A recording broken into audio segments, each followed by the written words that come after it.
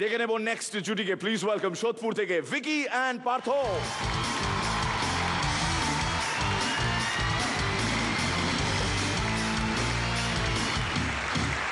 তোকে বারবার বলেছি এখান থেকে যাবি না, তবু তুই গেলি কেন? কি করব, তুমি তো চিৎকার করলে ভাই লক্ষণ, ভাই লক্ষণ, ভাই লক্ষণ।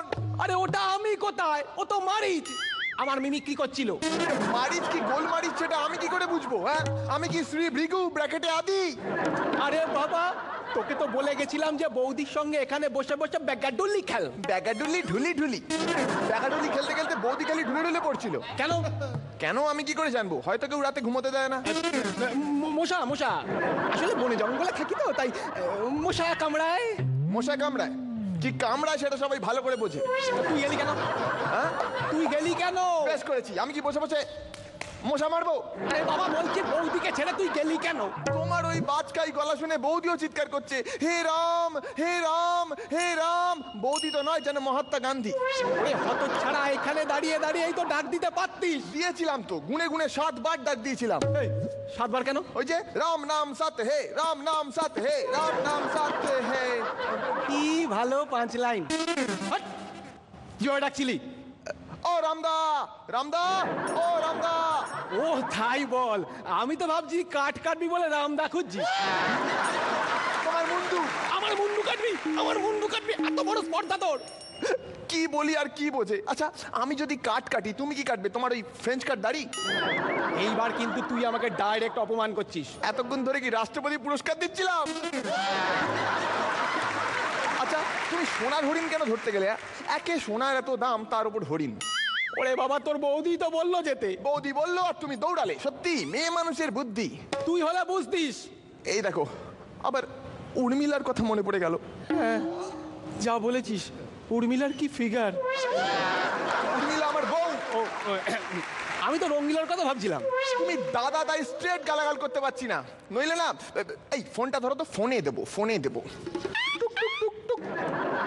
নমস্কার, আপনি যাকে ফোন করতে চাইছেন সে বেটা মহা বদমাইশ, তাই আপনার অ্যাকাউন্ট থেকে 10 টাকা কেটে নেওয়া হলো। এই, তোমার কি ফোন খারাপ? না, স্বভাব। এখন তাহলে রাবণ জ্যাঠার কি করব? এই রাবণকে জ্যাঠা বলে ডাকিস? বাবার বয়সী লোক, সবাইকে কি আর দাদা বলে ডাকতে পারি? কি দাদা?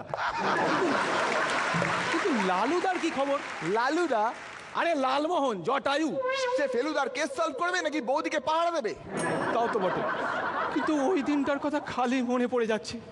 বিয়ের পর সীতাকে তার জনক বাড়িতে ঢুকতে দেয়নি। কেন? বলেছিল রামকে ঘরে ঢোকা যাবে না। এতদিন ধরে আঁকড়ে রেখেছিলাম, আজ তোর জন্য হারালাম। আমি কি করলাম? তোর জন্যই তো। ওরে শূর্পণখার নাক কান না কেটে ডাইরেক্ট তো গুলি করে দিতে পারতিস। গুলি তো করেছিলাম, গুলি করে শূর্পণখার নাক কান ফুটো করে দিয়েছিলাম। তারপর দিনই তো নাকে নথ আর কানের দুল পড়ে চলে এলো। দাঁড়াও, একটা ফোন এসছে। ও হ্যাঁ, বলো। কি? ও আচ্ছা, ঠিক আছে। আচ্ছা ঠিক আছে।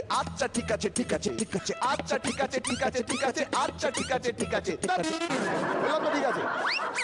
কি এতক্ষণ ঠিক আছে? কে ফোন করেছিল? জ্যাঠা।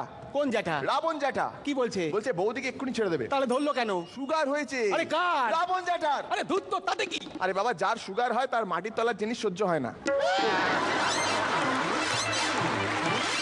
তাও তো বটে। তাহলে চল সীতাকেই নিয়ে আসি। দাঁড়াও, আগে পারমিশনটা নিয়ে নি। হ্যাঁ। শোনো শোনো গুণীজন, শোনো দিয়ামন, রামায়ণের পুণ্য কথা করিনু বর্ণন। আহা করিনু বর্ণন, আহা করিনু বর্ণন, আহা করিনু বর্ণন। গরিব মানুষ গ্রামে গঞ্জে পালা গান গাই, গরিব মানুষ গ্রামে গঞ্জে পালা গান গাই। লাগলে ভালো দয়া করে 2-4 পয়সা চাই, আহা 2-4 পয়সা চাই, আহা 2-4 পয়সা চাই। ভেজাল সবই খাচ্ছে মানুষ, কোনোটাই নয় খাঁটি। ভেজাল সবই খাচ্ছে মানুষ, কোনোটাই নয় খাঁটি। খাঁটি শুধু একটা জিনিস, পায়ের তলার মাটি, আহা পায়ের তলার মাটি, আহা পায়ের তলার মাটি। আদিরামের চেয়েও বড় টিভির নায়ক রাম, আদিরামের চেয়েও বড় টিভির নায়ক রাম। আসলকে যে নকল করে তারই বেশি দাম, আহা তারই বেশি দাম, আহা তারই বেশি দাম। নয়তো রাম নই লক্ষণ নয়তো ভগবান, বিকি পার্থ পালাগায় শুনে রে পুণ্যবান।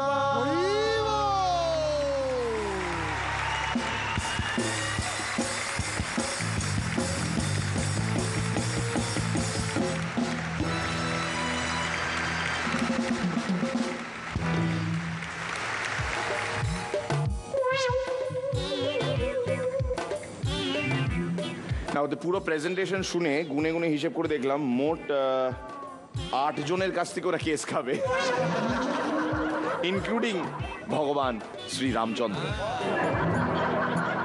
আমরা কিচ্ছু বলিনি, বলবেন তো রনিদা, বলুন।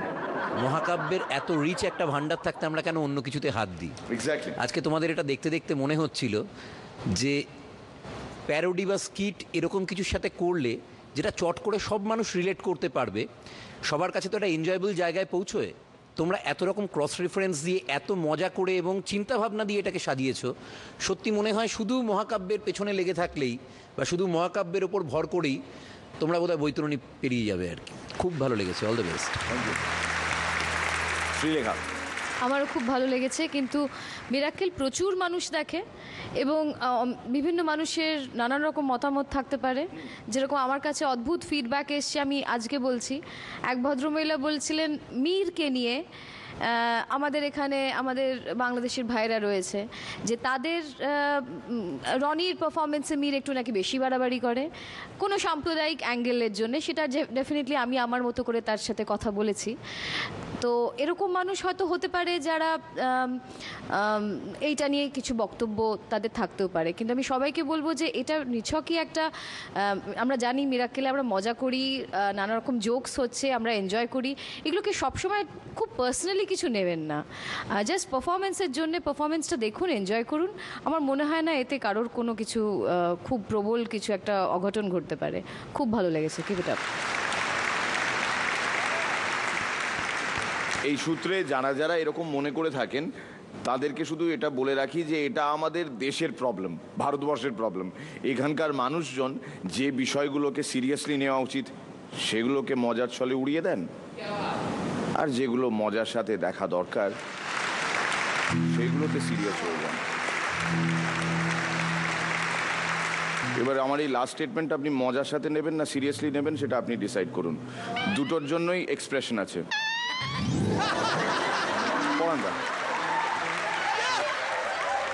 খুব ভালো হয়েছে, আরো ভালো করো।